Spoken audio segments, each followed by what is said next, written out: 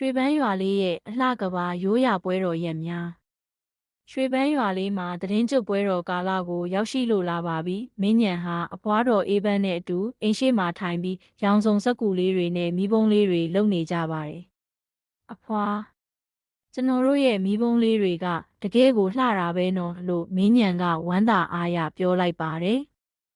မီးပုံးလုပ်ဖို့ဝါးနီးလေးတွေလိုအပ်တာကြောင့်မင်းညံဟာသူ့တငယ်ချင်းချစ်ဝင်းနဲ့အတူရွာနောက်ဖေးကဝါးတောလေးတွေကိုသွားကြပါတယ်။ဒီဝါးလေးတွေကတော်တော်လေးကောင်းတာပဲလို့ချစ်ဝင်းကပြောရင်းဝါးချမ်းလေးတွေကိုကောက်ယူနေပါတယ်။သူတို့နှစ်ယောက်ဟာပွဲတော်အတွက်အရန်ကိုစိတ်လှုပ်ရှားနေကြတာပေါ့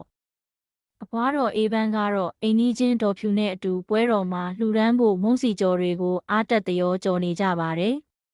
ဒီနှစ်မုံစီကျော်လေးတွေကပိုပြီးငွေးနေသလားလို့ပဲလို့ဒေါ်ဖြူကရေရေမောမောနဲ့ပြောလိုက်ပါတယ်။ရွာသူရွာသားတွေဟာဒီလိုပွဲလန်းသဘင်ဆိုရင်တဦးနဲ့တဦးကူညီရိုင်းပင်းကြတဲ့ဓလေ့ရှိပါတယ်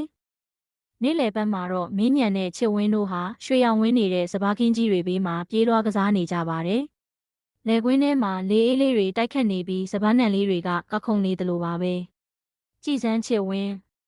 စပားနံလေးတွေကရွှေရောင်တောက်နေတာပဲလို့မင်းညံကလက်ညှိုးထိုးပြပါတယ်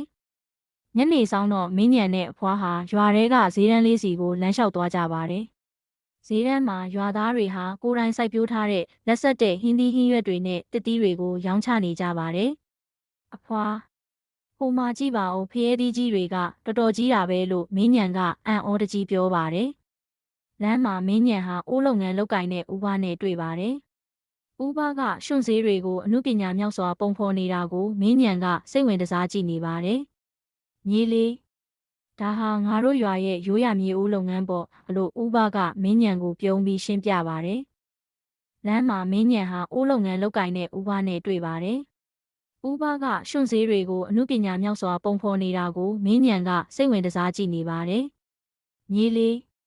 ဒါဟာငါတို့ရွာရဲ့ရိုးရာမြေဦးလုပ်ငန်းပေါ့လို့ဦးဘကမင်းညံကိုပြုံးပြီးရှင်းပြပါတယ်။ညချမ်းချိန်ရောက်တဲ့အခါမှာတော့မင်းညံနဲ့အဖွားဟာရွာဦးဖျားကိုသွားကြပါတယ်။သူတို့ဟာဖျားရင်ပြင်တော်မှာစီမီးလေးတွေကိုတတိုင်ချင်းစီတန်းပြီးထွန်းညှိလိုက်ကြပါတယ်။ဖျားမှာစီမီးပူဇော်ရတာစိတ်ထဲမှာအရန်အေးချမ်းတာပဲအဖွားလို့မင်းညံကတာရုခေါ်ရင်းပြောပါတယ်။ဖျားကပြန်มาတော့မင်းညံနဲ့ချစ်ဝင်းတို့ဟာသူတို့ကိုယ်တိုင်လှုပ်ထားတဲ့မီးပုံးလေးတွေကိုကင်ပြီးရွာလမ်းမတစ်လျှောက်လမ်းလျှောက်ခဲ့ကြပါတယ်။ရွာတစ်ရွာလုံးမှာမီးပုံးလေးတွေစီမီးလေးတွေနဲ့လင်းထိန်နေတာဟာကြည့်လို့မဝနိုင်စရာအလှတရားပါပဲ။အိမ်ပြန်ရောက်တော့မင်းညံဟာအဖွားကိုရိုးရာဓလေ့အတိုင်းရှိခိုးကတော့ပါတယ်။အဖွားကျွန်တော်ကိုဆုံးမသွန်သင်ပေးတာတွေအတွက်ကျေးဇူးတင်ပါတယ်လို့သူကပြောပါတယ်။အဖွားတော်အေးပန်းကလည်းမင်းညံကိုမေတ္တာရှိထားပြီးဆုတောင်းမေတ္တာတွေပေးလိုက်ပါတယ်။